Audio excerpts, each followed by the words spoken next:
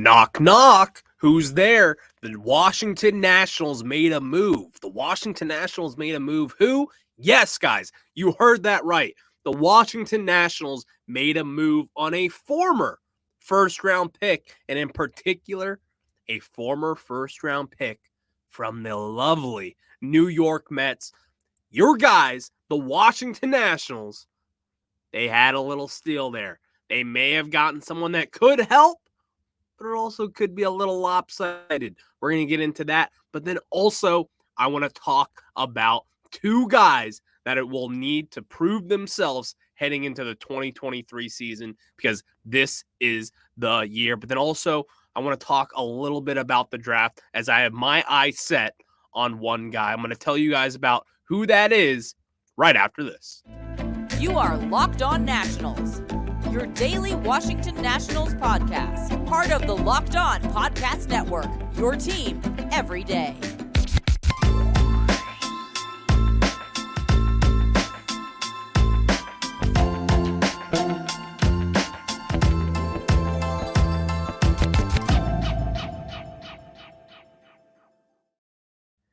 And I'm your host, Ryan Clary, so thank you for making Locked On Nationals your first listen every day, as we are free and available wherever you get your podcasts. And as I was saying, the Washington Nationals did make a free agent signing yesterday. They signed former first-round pick Dominic Smith from the New York Mets after him being waived a little earlier this offseason, because obviously it's the Mets. They have a loaded roster. They don't have time for guys who will not be producing right this very second. And Dominic Smith, unfortunately, fell into that category, so they needed to move on. But guys, another man's trash could be another man's gold. That's something that I learned a little while back. And also, when you're in a rebuild like the Washington Nationals are, this is the market that you're going to be in. This is the market that you have to be in fact. And why do you say that? Because, guys, look around. Look what we have been saying together. Look what we have been discussing so far about this offseason. The Washington Nationals will not be spending the money this year.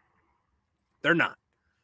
I would have loved for them to make trades for people. I would have loved for them to splash a little cash, maybe for a Cody Bellinger type. Maybe he's a little bigger name, like a Joey Gallo. But that's not going to happen. The proof is in the pudding. We're spending low and cheap on guys like Dominic Smith here. And this isn't a bad deal whatsoever. A 1-year, $2 million deal with some incentives on that contract. It's a win-win. $2 million will not hurt us whatsoever. This is not going to prevent us from making a huge signing, because I'll tell you right now, I'm going to break this secret for you. We're not signing anyone big, as I've been saying. There was a slight little chance of a window there at the beginning of the offseason. Maybe people are like, oh, new ownership comes in. But no, this is what we're in the market for right now. And that is Dominic Smith. Because if you look at it, why did we claim Jeter Downs? Another former first-round pick. Someone who is a high prospect, a top 100 prospect, in fact. Well, guys, Dominic Smith falls in that same category. Only 27 years old, a 1-year, $2 million deal, the former 11th overall pick in the 2013 MLB Draft. Guys, it's a no-brainer to sign someone like this. In fact, I applaud them for doing so. Because Dominic Smith, yes, obviously he was waived for not producing. We know that. But then again, when you play for a team like the Mets, you're not going to be getting that too many opportunities. And even then, this guy batted 195 last year. Had a 560 on-base plus slugging. Lost into the numbers with someone like Dominic Smith. Because, guys, he was a former first-round pick. This is someone who does have talent. This is someone who actually can have a little bit of pop in his bat when he's healthy. This is someone who can play left field, but can also play first base. So you see what we're kind of talking about here? And then also, not even to mention, you know what I've been talking about this whole offseason. I want a left-handed bat. Well, Dominic Smith is that left-handed bat that we got, and I like it. I don't think we're going to be getting some crazy productive season out of Dominic Smith. But then again, the Nationals need to be in this market. They need to back their way into finding some talent for this organization right now. Because when you're in a rebuild, this is when you have the opportunity to swing and miss on someone like Dominic Smith. This is a win-win scenario. It doesn't matter if this guy flops this year. It's perfectly fine. In fact, that's the expectation, if we're being honest. The expectation is for him to not be that good. He's a $2 million player. He's not getting a big deal for batting 195. But also, there is some positives with this, as I've been saying. This is not a player who's just some pushover. This is someone who finished 13th in the MVP race back in 2020. And I will say, I hate using 2020 as a standard for any sort of awards, because in that 60-game season, come on. Was it a season? I don't know. Maybe, I'm not a math guy, but 60, 120, 180, what is it? 30% of the season? I couldn't even tell you. But guys, this is a win-win scenario for the Nationals. You don't have to have this guy pan out to be good this year. What we're looking for Dominic Smith right now is for someone to be a semi-productive hitter. He's got things to work on. That's when it comes with guys like this. He needs to work on some things. He needs to find that swing again back when in 2019 and 2020 when he had very, very good seasons for the New York Mets. 2019, 89 games, 197 plate appearances, batted .282, a .355 on-base percentage with an .881 on-base plus slugging. Has a career high of 11 home runs in that year, but then again, only 89 games that year. 11 home runs, again, someone who hit 11 home runs in 2021 as well in 145 games. You see that production slip? That's where you're starting to get here with Dominic Smith. And it eventually was just a snowball going downhill this past season with the Mets, and he did not go out very well, as some would say. But guys, the Nationals, this is what it's about for a rebuild. This is where you start. You get guys that may or may not, and most likely will not, be stars at the next level, meaning the major leagues. But Dominic Smith is someone who has been a very, very productive hitter at this level and can also play a solid left field as well as a solid first base. Because as of right now, this lineup, without making it in any order, it's like around, this is what the National starting lineup should be looking like heading into this offseason. First base, Dominic Smith, maybe. Second base, Luis Garcia. Shortstop, C.J. Abrams. Jeimer Candelario / Jake Alou / Carter Keibert over at third base. Left field, Lane Thomas. Center field, Victor Robles. Right field, Joey Meneses. And then you also have guys who will be filling in at DH. Who will that be? Who knows at this point? Ildemaro Vargas, maybe? I don't know. I see it right now as we stand here. I think Dominic Smith might be that guy who's going to be the DH. But then again, we're going to be seeing a platoon situation for those guys. We're going to be seeing some sort of platoon as far as DH goes this year. I don't really see Joey Meneses being in the field too much. We kind of saw it this last year. Not much of a fielder, but the guy can rake, so that's fine. But Dominic Smith, it's a win-win situation. I'm fine with it. And not even to mention, if Dominic Smith returns to form and has a solid season at the plate, plays a solid left field, does what he has to do in order to become a viable option again for any MLB club. This is someone, my favorite thing, that could be traded at the deadline for a prospect to add to the depth of the farm system, as I alluded to in yesterday's show. Because that's the important thing right now. 1, build up the farm system in a rebuild. 2, back your way into a superstar or a star or just a good player in general. That's what we need to do. And that's what Mike Rizzo just did here. And again, $2 million hurts no one. Now you dish out a 6-year contract to Patrick Corbin, who had one good year, and after that hasn't done much. Yeah, that's a bad deal. Dominic Smith, I don't care if he bats 0 over 500 at-bats. No lose situation here for me. No lose.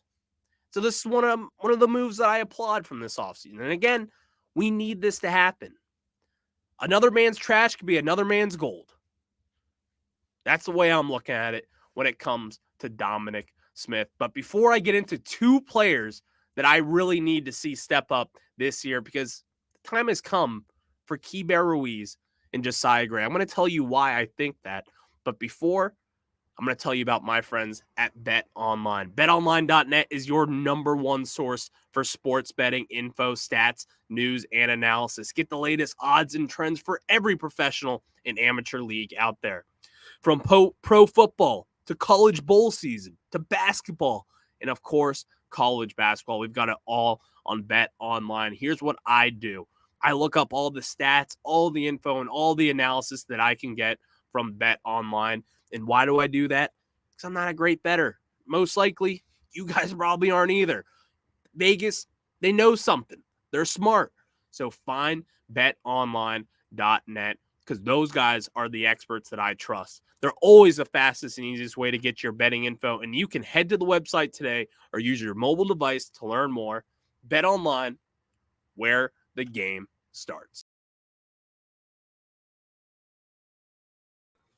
And as I was saying, now getting into two players who I truly need to see have a big step up in their production this year. And that's Keibert Ruiz and Josiah Gray. But first, I want to look at Josiah Gray before we move on to Keibert Ruiz. Josiah Gray, I've said it. I believe in stuff. I do believe Josiah Gray has the stuff to be every 5-day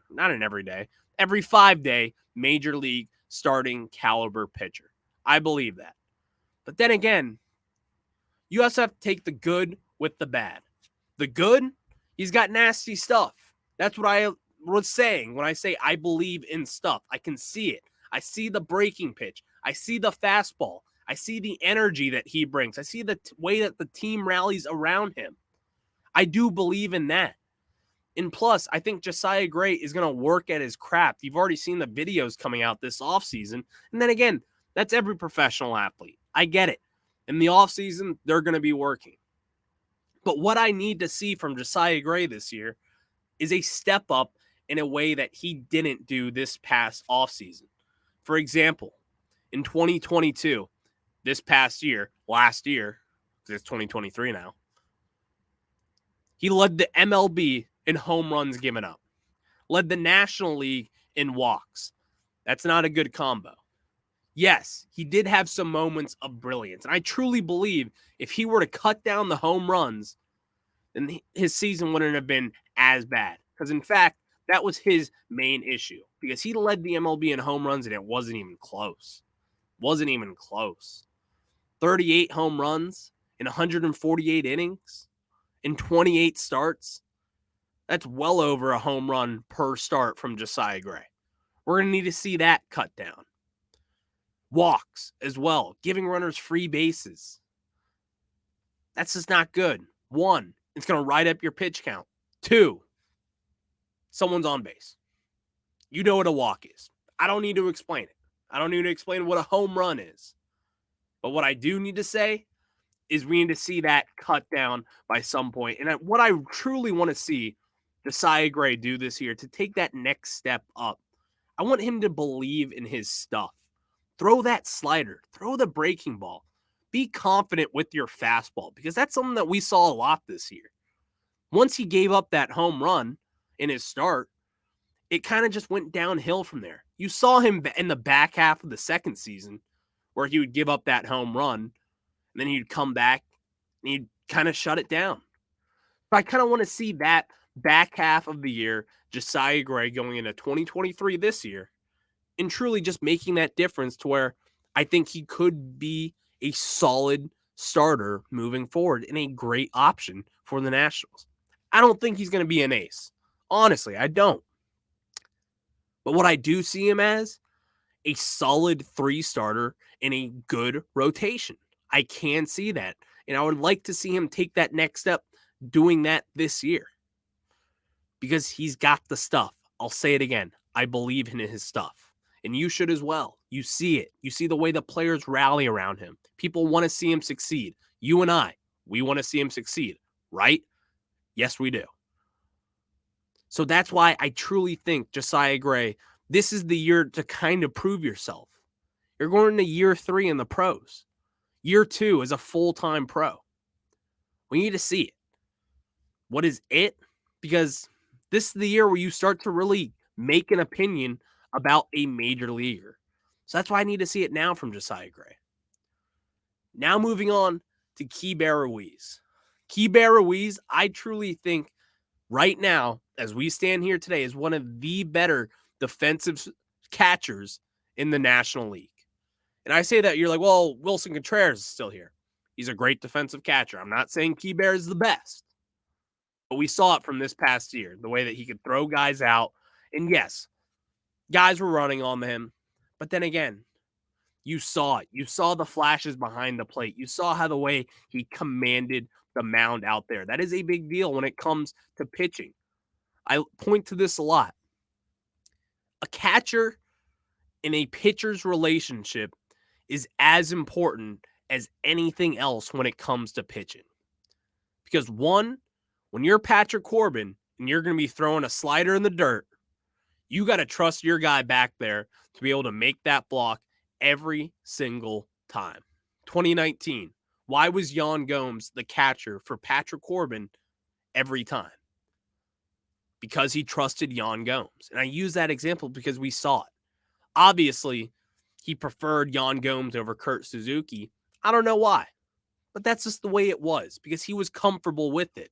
And managers like that. They're going to roll with comfortability all the time over whatever preference you may have as your catcher or pitcher, whatever it may be. So that's why Keibert Ruiz, you saw it with the staff. They trusted him. He's a wall back there behind the plate, and he's also got an arm. Now to focus it on the offensive side. This is where he gets himself in a little bit of trouble with myself. Batted .250 last year, but then again, batting average is overrated in my mind. I want to look at the power. I want to look at your on base because that's what you really can do damage with. Yes, getting a hit can do damage as well. Thank you, Peter. But guys, I need to see the power from Keibert Ruiz because this is someone who does have power. This is someone, when we traded for him, we did think that this is someone who will be able to hit home runs in this league, who will have extra base hits frequently. And we just haven't gotten to see that portion of Keibert Ruiz yet, as this past year, in 433 plate appearances, he only hit 7 home runs. I see Keibert Ruiz as someone who can reach the 15 to 20 home run mark if he was given a full season behind the dish and just given the reins. And given that catching one, he's QB1 of the catcher position. Give him the reins, give him his reps, and give him all the starts because that's what we need to see from Keibert Ruiz. This is a find out year for the Washington Nationals. We need to see guys take that next step up like Josiah Gray and Keibert Ruiz. And I say that because this is year 3 for them. Year 2 as a full starter. And that is a big deal when it comes in my mind. And actually, Keibert Ruiz, this is actually technically year 4 for him. Because he played in 2 games in 2020 with the Los Angeles Dodgers, the World Series champion, Los Angeles Dodgers. But I need to see it from Keibert. I need to see it at the plate, hitting-wise. You see it behind the dish. You know what he can do back there. That's fine. Don't change a thing there. But when it comes to the plate, and you're a top 50 prospect in baseball, when you're traded for Trey Turner and Max Scherzer, the production needs to come at the plate. It needs to. And I do think that we will be getting that version of Ruiz this year. Same with Josiah Gray. I think we're going to be getting that step up from both of those guys moving forward, but it ultimately starts with Keibert Ruiz and what he can do at the plate. Because if he can become a hitter that hits for solid power, that can hit 20 home runs, drive in 70 runs a year, that opens up a ton of things for this offense. Truly does. CJ Abrams, if he gets on base, having Keibert Ruiz behind him, driving him in, that sounds pretty nice to me. I don't know about you. Lane Thomas, Victor Robles, I've given up on him. But there are things to like about this team, in particular when it comes to Keibert Ruiz. And so I do see that being a big deal for this season. I want to see them take that next step. And I do think, if you were to ask me, Ryan, do they take that next step up? I do think they do. Do they solidify themselves as studs in the MLB? I don't know. But I think in order for them to have even that opportunity to become a stud in baseball, then this is the year for them to take that next step up. And there's really no pressure around them to do that. The team's going to be bad. We're probably going to be losing around 90 games this year. Maybe 100 again. Who knows? So that time is now. And I do think we're going to get that eventually from both of those guys. But again, I want to talk about this one prospect that I talked about on yesterday's show, but I need to tell you guys about it again today because it just makes way too much sense. But before that, thanks for making Locked On Nationals your first listen every day. Now you can make Locked On MLB Prospects with host Lindsey Crosby, a prospect encyclopedia, and he's going to do all the deep dives on the MLB stars of tomorrow, and it is free and available wherever you get your podcasts. And as I was saying, I want to get into what Chase Dollander, the right-handed pitcher from the University of Tennessee, can be for this Washington Nationals team. Guys, forget the draft. I'm telling you right now, the Washington Nationals will be selecting right-handed pitcher from the University of Tennessee, Chase Dollander, with the number 2 overall pick. It's going to happen. Talking yesterday, on yesterday's show, of course, I mentioned that Jonathan Mayo, one of the lead insiders for MLB Pipeline, someone who breaks down this stuff and does it for a living looking at this, he talked about how Chase Dollander could be the best pitching prospect since Steven Strasburg. And that's what he's heard from scouts across the MLB. Guys, what does Mike Rizzo love to do? What does he like to do? If you don't know, when it comes to drafting, guys, he loves himself a right-handed pitcher that throws gas. Not only do they throw gas, but he likes them out of college. He likes them developed. Over the years, Eric Fetty, Jackson Rutledge, JUCO, Cade Cavalli, Seth Romero, he was a lefty. But guys, Steven Strasburg, Lucas Giolito, out of high school. See the trend there? Guys who throws upper 90s fastballs. Right-handed pitchers. Out of college. It's what Mike Rizzo does. So I don't even know if I should be talking about the draft this year. Unless Chase Dollander gets exploded off the face of the earth and is just not that good this year.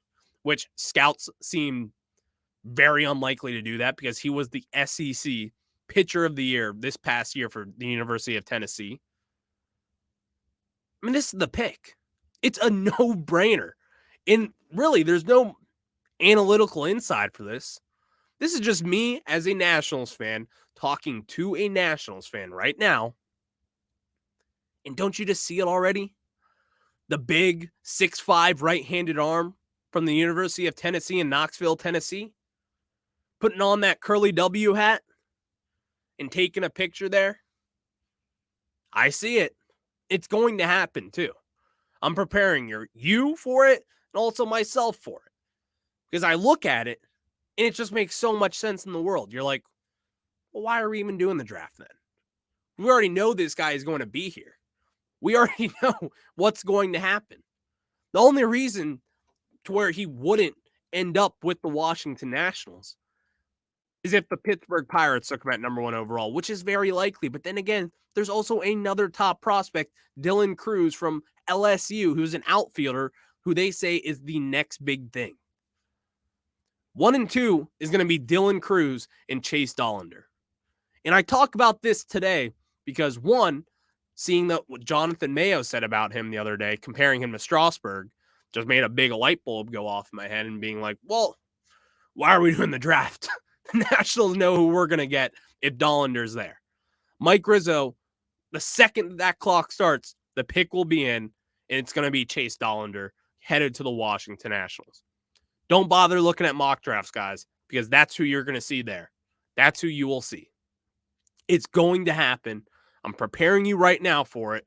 We're going to be taking that big stud right-handed pitcher from the University of Tennessee, and you're going to like it, and I'm going to like it as well. There's plenty of needs and plenty of things to talk about when it comes to the draft. So we'll get into that, obviously, this offseason. I'm tongue-in-cheek when I say we're not going to talk about the draft. We already know who it is, but we'll talk about it, obviously, and it's going to be a fun time.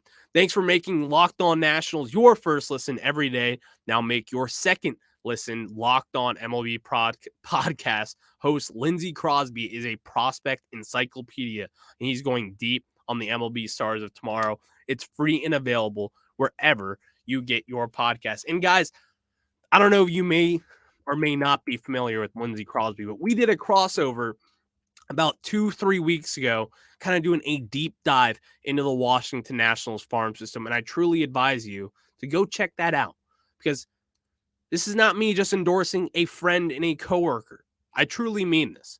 Lindsey Crosby is super knowledgeable when it comes to prospects. And that's what this team in this organization needs to look forward to in that. So he's got all the news and notes that he provided myself and the listeners at home. And guys, no better way to listen to that than my guy, Lindsey Crosby. He's got it done. That wasn't even the read. That was just me endorsing it because I love the episode so much and I love what that guy does. It's electric and we need more of it. So thank you for making Locked On Nationals your first listen every day. I will talk to you guys on the flip side.